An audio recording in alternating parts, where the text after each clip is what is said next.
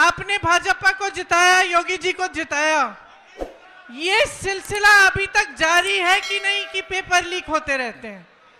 और जितना काम कर रहे थे उसका शायद आधा काम कर रहे होंगे आज। मुश्किलें कम हुई हैं या बढ़ी हैं? फिर से आपको अपना मत डालना पड़ेगा। अब आप खुद ही देख रहे हो, बार बार भाजपा की सरकार आ रही है, केंद्र में आ रही है, प्रदेश में आ रही है, आपकी बेरोजगारी बढ़ रही है। जिसने 6 किसानों को अपनी जीप के नीचे कुचला, उसके घर पे क्या बुलडोजर चला? जिसने महिलाओं के साथ अत्याचार किया, उसके घर पे बुलडोजर चला? जो ये पेपर लीक के घोटालों से पैसे खाए जा रहा है, उन लोगों के जिन्होंने पैसे खाए हैं, जो बार बार ये घोटाला करते हैं, बार बार लीक कराते हैं, उनके घरों में बुलडोजर चला। जब तक आपकी तरक्की नहीं होगी, जब तक आपको रोजगार नहीं मिलेगा, जब तक आपके पेपर लीक बंद नहीं होंगे, तब तक आपकी तरक्की नहीं हो सकती है। हम चीखते चिल्लाते जाएंगे, कुछ नहीं बदलेगा। बदलाव तब आएगा जब आप अपनी परिस्थितियों को समझकर अपना वोट डालोगे।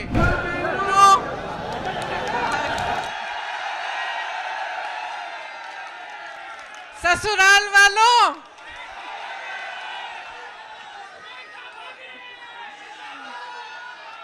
यहाँ आकर बहुत खुशी हुई है और आज इस भारत जोड़ो न्याय यात्रा में भाग लेते हुए मुझे बहुत बहुत खुशी हो रही है, खास तौर से क्योंकि आज इस यात्रा में पहली बार मैं अपने ससुराल वालों के साथ आई हूँ।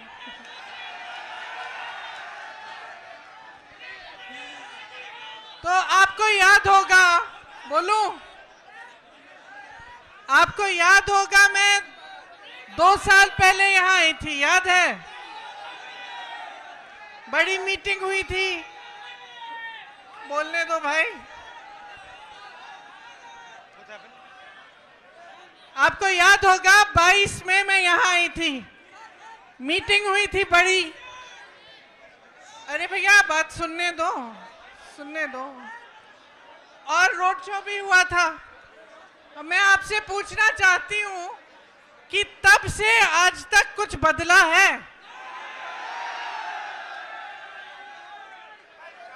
उस समय चुनाव था विधानसभा का, आपने भाजपा को जिताया, योगी जी को जिताया, 2 साल और उनको मौका मिला है।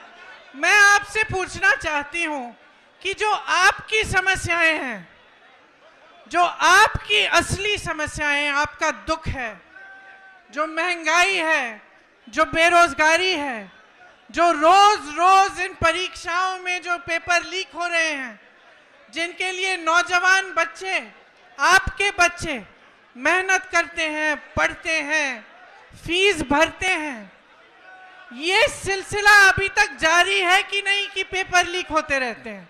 बताइए, जारी है? तो जब आप 2 साल बाद सरकार चुन रहे थे, आप चुनाव में अपना वोट डाल रहे थे, तो मैं जानना चाहती हूं कि आप क्या सोच रहे थे? क्या आपने सोचा, सुनिए, क्या आपने सोचा कि यहाँ का विकास होगा? सोचा था? अब यहाँ पे पीतल के कारखाने हैं, बड़े बड़े पीतल के कारोबार हैं, क्या आपकी तरक्की हुई है? हुई है। जितनी भी मदद आपको सरकार से मिलनी थी वो बंद हो गई, ऊपर से जीएसटी, और जितना काम कर रहे थे उसका शायद आधा काम कर रहे होंगे आज। मुश्किलें कम हुई हैं या बढ़ी हैं? बढ़ गई हैं। यहाँ नौजवान हैं सारे, उस समय मैंने पूछा था रोजगार मिलता है, आज रोजगार मिल रहा है।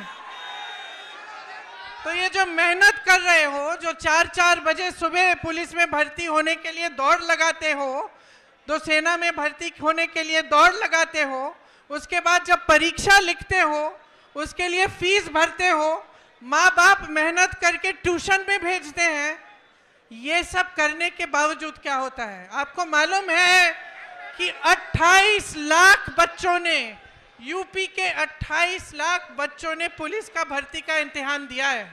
28 लाख, सोचो। इसका मतलब है कि यूपी के लगभग हर गांव में से 4 या 5 नौजवानों ने ये परीक्षा दी।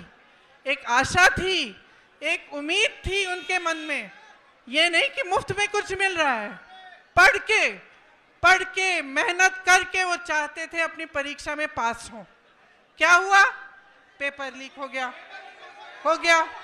अब जब मैं यहाँ आई थी 22 में, तो मैंने आपसे कहा था कि हमने एक घोषणा पत्र बनाया था। उसमें हमने एक पूरा प्लान बनाया था, एक पूरी योजना बनाई थी कि ये जो पेपर लीक बार बार होते हैं, इसको रोकने की क्या योजना हो सकती है। उसमें जॉब कैलेंडर था, उसमें यह था कि एक कमीशन बनेगा और जितना भी अन्याय हुआ है उसको ठीक करने का काम होगा। और जॉब कैलेंडर में हर जो भी डेट था, परीक्षा का डेट, नियुक्ति की डेट, सारी पहले से तय, और जो उससे इधर उधर होता उसके खिलाफ कार्रवाई होती।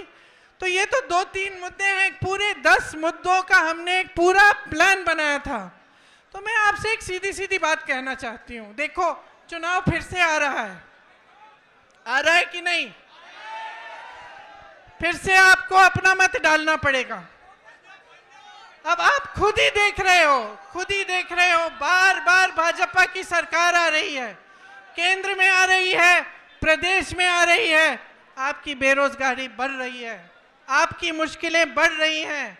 तब किसान आंदोलन कर रहे थे 2 साल पहले, आज किसान आंदोलन कर रहा है। तब सड़क पे बैठे थे ठंड में सर्दी में, आज बैठे हैं। तब उनकी सुनवाई नहीं थी, आज उनकी सुनवाई नहीं है। और इसी तरह से आप सोचिए, जब बुलडोजर चलता है इनका, तो किसके घरों पे चलता है? किसके घरों पे चलता है? जोर से बोलो। जिसने 6 किसानों को अपनी जीप के नीचे कुचला, उसके घर पे क्या बुलडोजर चला? जिसने महिलाओं के साथ अत्याचार किया, उसके घर पे बुलडोजर चला? जो ये पेपर लीक के घोटालों से पैसे खाए जा रहा है, उन लोगों के जिन्होंने पैसे खाए हैं, जो बार बार ये घोटाला करते हैं, बार बार लीक कराते हैं, उनके घरों में बुलडोजर चला? नहीं चला ना। सोचिए, ये सब बहुत बड़ी बड़ी बातें हैं दिखावे के लिए।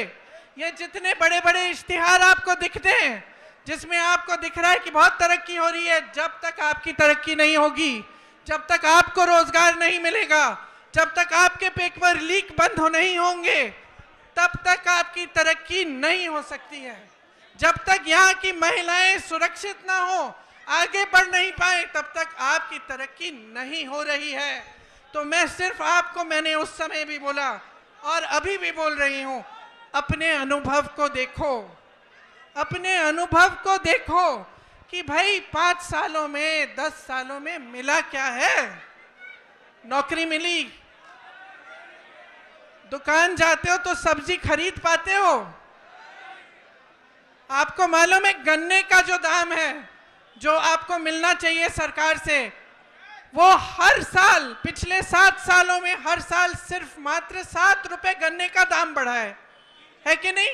7 रुपए, ठीक है? तो मान लो 5 सालों में 35 रुपए बढ़ा होगा। और आप जब सब्जी खरीदने जाते हैं तो कितने बढ़ गए दाम? आलू मिलता है, प्याज मिलती है, टमाटर मिलता है। आप जाते हो 3 चीजों को लेने के लिए, घर आते हो 1 लेके। तो भाई देखो, जब तक आपको खुद समझ में नहीं आएगा, जब तक आप अपने अनुभव पर नहीं उतरोगे, तब तक कुछ नहीं बदलने वाला। हम चीखते चिल्लाते जाएंगे, कुछ नहीं बदलेगा। बदलाव तब आएगा जब आप अपनी परिस्थितियों को समझकर अपना वोट डालोगे, जब आप सवाल उठाओगे सरकार से कि मुझे सब्जी क्यों नहीं मिल रही है, इतनी महंगाई क्यों है, मेरा बच्चा पढ़ता है, मेहनत करता है, उसको नौकरी क्यों नहीं मिल रही है। जब तक ये सवाल आप नहीं उठाएंगे, जब तक इन परिस्थितियों को देखते हुए आप अपना वोट नहीं डालेंगे, तब तक आप इसी खाई में डूबे रहोगे। इसीलिए मैं आपसे कहना चाहती हूं, इस खाई में से निकलो। जब वोट डालने जाते हो सोच समझ के अपना वोट दो। कांग्रेस पार्टी के पास योजनाएं हैं, करके दिखाया है, और आप सब अपने ही अनुभव से ये चीज समझते हैं।